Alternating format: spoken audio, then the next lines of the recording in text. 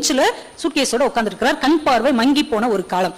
அவரை பார்த்தோன்னே இவருக்கு அடையாளம் தெரியுது. அவர் காலை தொட்டு கும்பிட்டு, ஐயா நல்லா இருக்கீங்களா, நான் தான் கவிஞர் வாலி. அப்படியே கையை தடவி பிடிச்சிக்கிட்டு, நீயாப்பா நல்ல பாட்டு எழுதுறப்பா, நல்லா இருக்கியாப்பான்னு கேட்கிறார். நல்லா இருக்கேன் நல்லா இருக்கேன்ட்டு இவரை எங்க போகணுமோ அனுப்பி விட்டுட்டு இவர் அந்த பெஞ்சிலே அதிர்ந்து போய் உட்கார்ந்துருந்தாராம். ஏன்னா அதே ரயில்வே ஸ்டேஷன்ல அந்த மனிதர் ஒரு காலத்தில் சூப்பர் ஸ்டாராக இருந்த போது அந்த ரயில் அவர் வந்தார்னா 10 நிமிஷம் ரயில நகர்த்த முடியாத அளவுக்கு ரசிகர்களும் ரசிகைகளும் வந்து அவ்வளவு கூட்டமா மொய்ப்பார்கள். இன்னைக்கு அதே ஸ்டேஷன் அந்த மனுஷர் உட்கார்ந்து இருக்கிறாரு. அவர் யாருக்கும் அடையாளம் தெரியவில்லை, அவராலும் யாரையும் பார்க்க முடியவில்லை. அவர் தான் எம்.கே. தியாகராஜ பாகவதர். டாக்ஸி வந்தம்மா நம்ம சாவித்திரி அம்மா, சிகரெட் கேட்டவங்க சந்திர பாபு அவர்கள்.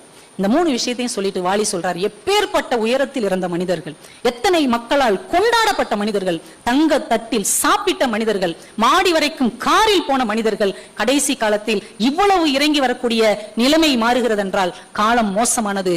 எனக்கு நானே சொல்லிக் கொண்டேன், அடக்கமாகும் வரை அடக்கமாக இரு.